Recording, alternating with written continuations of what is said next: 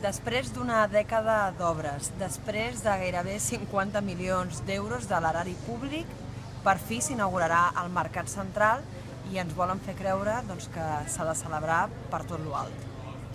16 de març del 2017. Finalment s'acaben les obres i evidentment que l'acabament és una celebració,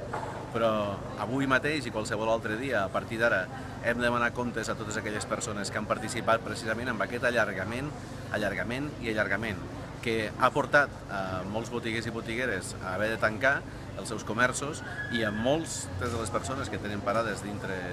del mercat a haver fins i tot de traspassar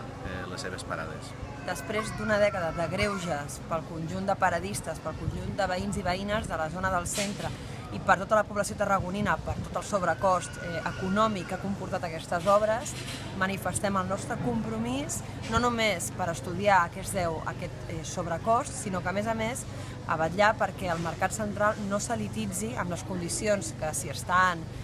duent a terme i que han dut a dia d'avui ja a que alguns paradistes s'hagin quedat fora d'aquest projecte. Defensarem, per tant, la transparència de tot allò que ha passat i també de tot allò que ha de venir.